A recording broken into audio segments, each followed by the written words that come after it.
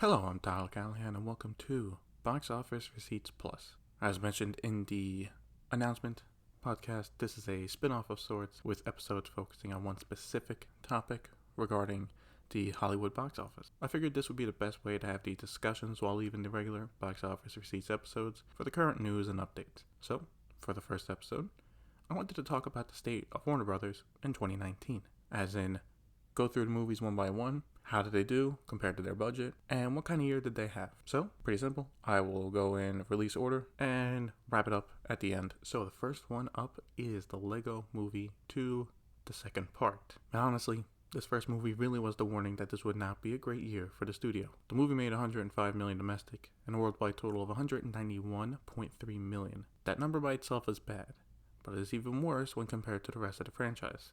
The first Lego movie back in 2014 was a breakout hit with $257 million domestic and $469 million worldwide. Even the next movie 3 years later did well, with Lego Batman movie making $175 million domestic and $311 million worldwide. Now, let's get to the movie that killed the franchise, the Ninjago movie. First, I don't know why they didn't space these out with it coming out in the same year as the Lego Batman movie. They should have had that in early 2018, give it a good year breathing room. And, if you did it in, say, February 2018 with the Lego movie 2019, you'd have 3 years of consistent Lego movies in February. So I don't know why they had to have it come out in September. Anyway, this one was the worst performer with 59 million domestic and 123 million worldwide. This then leads us to the Lego Movie 2. So what happened here, I think, was the release schedule of these movies.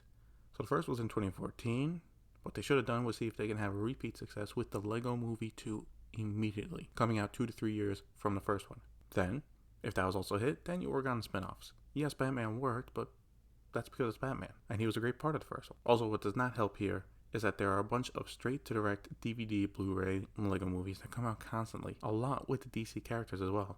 So you can't really blame people for not being able to tell the difference. Which at first glance, I can't blame them. Like, if you look at the covers, like, what's the difference? So the first movie for 2019 for Warner Brothers was supposed to be one of their big animated movies of the year. Instead, it was a pretty big misfire. Not a flop, but a big disappointment. The budget was around $100 million, so not really making much money here. Next up was a romantic comedy called Isn't It Romantic, starring Rebel Wilson, and there's not much to go on here. Looking at Box Office Mojo, there's no reported budget or international numbers. This could have been a movie Warner Brothers sold the international rights to, which would have been a smart move. But for domestic, it made around $48 million.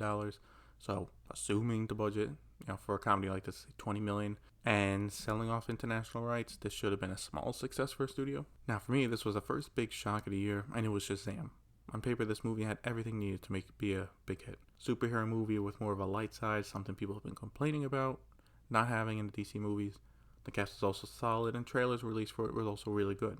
This led up to a release with good reviews, and this turned into $140 million domestic and $364 million worldwide. This puts it in the last place for the DCEU, both domestically and worldwide.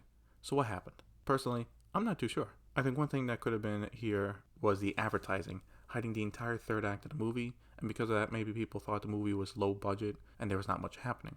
I've also heard that some of the jokes and just the idea of foster homes is too American for international audiences, but I do not think that is the case because the ratio split was 61% international and 38% domestic.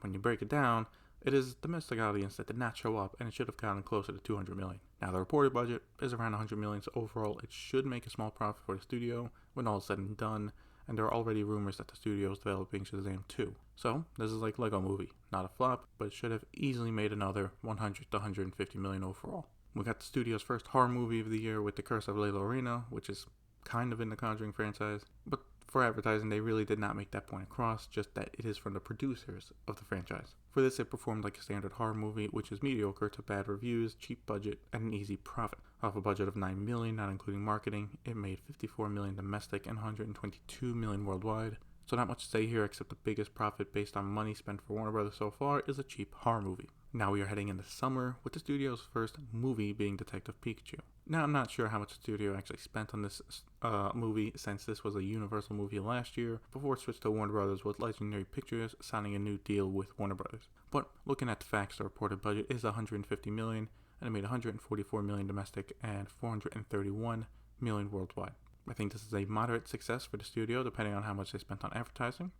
personally thought if we would have made a bit more in the 6 to 700 million range, but still 431 million is a respectable amount. We got a bomb alert now with The Sun is Also a Star. This is a youth novel adaptation and only made 4.9 million domestic and 6.6 million worldwide. Looking at the list of foreign countries it was released in, it was released in a decent amount of countries. It's just that no one went to see it. Now, the budget for this has not been reported, but unless the budget was 2 million or under, it's a flop. Next up is Godzilla King of the Monsters. This was a big misstep, even bigger than Shazam. On the budget of 170 million, Godzilla made 110 million domestic, 385 million worldwide.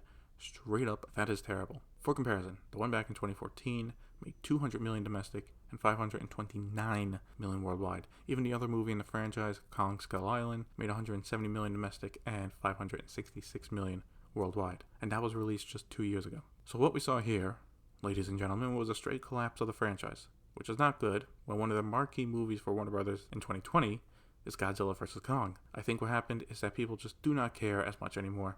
The trailers were good, and the movie did fix some of the issues from the last one, in that there's more fighting, and the reviews were mixed but not bad. So I think this again goes to people just not caring, and it does make me wonder how Godzilla vs. Kong will do next year. I would say this is closer to break even for the studio, and after home video sales, a tiny profit, but this is supposed to be one of their biggest movies. That's not good. We got another movie with no international numbers with Shaft. The studio did sell this movie to Netflix to international customers, so obviously that helped cover the cost of the movie. And for domestic numbers, the movie made 21 million, which is not great. Can't really say if this was successful for the studio or not, because we don't have the numbers for the budget or how much they sold the rights for, but I would say they did make a small profit off it. I would like to think the budget for the movie is around 30 million, and maybe a lot of that's to pay Samuel Jackson. Warner Brothers got another horror movie up at the plate with Annabelle Comes Home. This is another movie in the Conjuring universe, and it's the third Annabelle movie. This one has not performed as well as the other Annabelle movies, but assuming the budget is small, it does not matter. The movie so far has made 72 million domestic and 220 million worldwide. The budget here is not reported, but the last one, Annabelle Creation, had a budget of 15 million. If the budget for, Annabelle Comes Home is similar, then easy profit again for the studio, and right now this looks to be the biggest success story for them for the summer. Now let's talk about how Warner Brothers ended their summer with The Kitchen, which is surprisingly, technically a DC movie. On a budget of 38 million, which it opened to 5.5 million and only grossed 12.1 million domestic for a worldwide total of 15 million. This was a train wreck, and the only reason it was not a bigger one is because people did not care about it to begin with, so it was quickly forgotten. There was one more small movie in August, which was Blinded by the Light, a movie Warner Brothers bought from Sundance earlier in the year. They made 18 million worldwide, so while they lost some money at the box office, they may be able to make some on the back end with streaming and DVD sales. Looking to the fall, this is where Warner Brothers was able to relax a bit by bringing out the clowns to lighten the mood. First clown was good old Pennywise and It Chapter 2. While it did not make as much as the first, it did make 211 million domestically for a worldwide total of 472 million off a budget of 80 million. So a solid success here, and considering the year they had, it is a great hit. But not too fast though. Warner Brothers had another bomb right after that with The Goldfinch. Oh, you thought you were done with disappointment. Well, Warner Brothers was not, and by the way, this is a bigger bomb than The Kitchen. On a $40 million budget, The Goldfinch made 9.9 million worldwide. That's right, it did not even hit $10 million around the world. There are some waves about how, this could be, win some awards and how it would help, but the report reviews killed that idea. So yeah, the hits keep coming for Warner Brothers, and it will not be the last. But before we get to those, let's talk about one of the biggest movies of the year with Joker. This movie exploded out of the gate with a solid box office opening, and it just kept going. On a budget of 70 million, it made 334 million domestically and 1.06 billion worldwide, making it the first R-rated movie to pass $1 billion. While the reviews said it was good, not great, the word of mouth was strong, and the public and the awards seemed to agree with the movie, winning some Golden Globes, as well as some film festival awards, and at this time, nominated for a lot of Oscars. Joker is the sole reason this year has not been an unmitigated disaster for the studio, and with the help from it, has balanced out some of the bombs, like Goldfinch, like The Kitchen. Party's over though, and we are back to the bombs with Motherless Brooklyn. The movie, based on a book directed, produced, and acted by Edward Norton, had a budget of around 26 million, but only came in with 17.5 million worldwide. So this is not a big bomb like the Goldfinch or The Kitchen. However, it did lose a bit of money at the box office, and it will take a while in streaming and Blu-ray sales to turn a profit. Next up is a small movie that made a small profit, The Good Liar. This was made on a budget of 10 million and made 17 million domestic and 31.8 million worldwide. So while not a money maker, it looks a lot better than a lot of the movies Warner Brothers had this year, which can only be a good thing. For the holidays, Warner Brothers had the latest movie from Clint Eastwood with Richard Jewell.